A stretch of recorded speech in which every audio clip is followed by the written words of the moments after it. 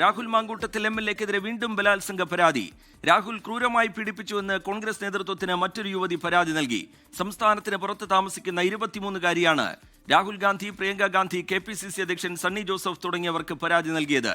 വിവാഹ വാഗ്ദാനം നൽകി ഹോം സ്റ്റേയിലേക്ക് വിളിച്ചു വരുത്തിയാണ് പീഡനമെന്നും ഗർഭം ധരിക്കാൻ നിർബന്ധിച്ചു എന്നും പരാതിയിലുണ്ട്.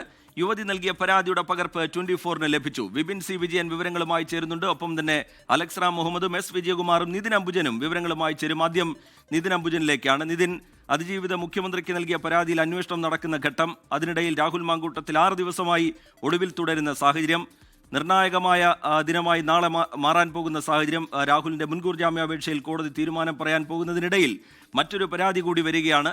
അത് നേതൃത്വത്തിന് മുമ്പിലേക്കാണ്. നേതൃത്വം ഇതുവരെ സ്വീകരിച്ച സമീപനം നമുക്ക് മുമ്പിലുണ്ട്. പക്ഷേ ഈ പരാതി പോലീസിന് കൈമാറാനുള്ള ബാധ്യത നേതൃത്വത്തിനുണ്ടല്ലോ. നിതിൻ അംബുജൻ,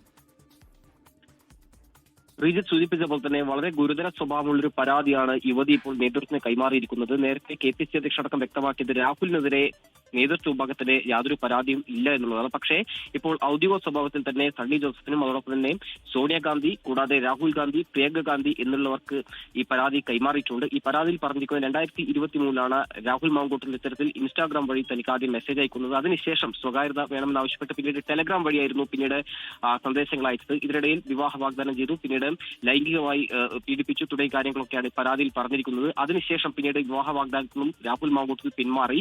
ഇത് തനിക്ക് വലിയ മാനസിക പ്രയാസവും അതോടൊപ്പം ശാരീരിക ബുദ്ധിമുട്ടുണ്ടാകുന്ന സാഹചര്യമുണ്ടായിരുന്നു. ഇതടക്കമുള്ള കാര്യങ്ങൾ ചൂണ്ടിക്കാട്ടി വിശദമായി തന്നെ താൻ നേരിട്ട ദുരനുഭവം വിശദമായി തന്നെ പാർട്ടി നേതൃത്വത്തെ വിശദീകരിച്ചുകൊണ്ടാണ് ഇപ്പോൾ കത്ത് നൽകിയിരിക്കുന്നത്.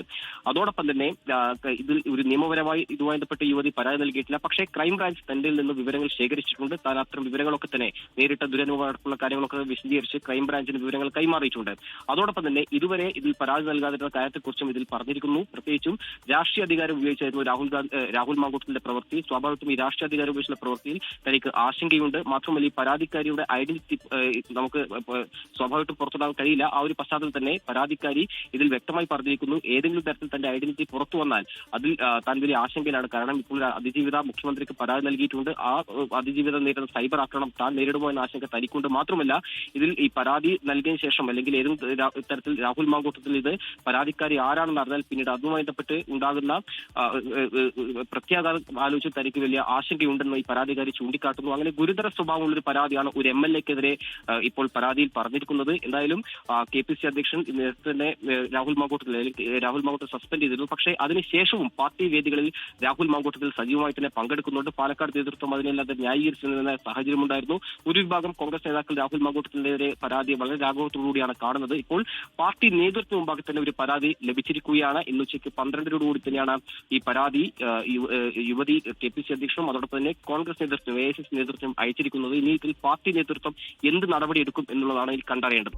ലോകത്തെവിടെയായാലും ഏത് സമയത്തും 24 വാർത്തകളും ഓഗ്മെന്റഡ് റിയാലിറ്റി പാക്കേജുകളും എക്സ്പ്ലെയിനറുകളും വിശദമായി കാണാൻ ഞങ്ങളുടെ YouTube ചാനൽ നിങ്ങൾക്ക് സബ്സ്ക്രൈബ് ചെയ്യാം.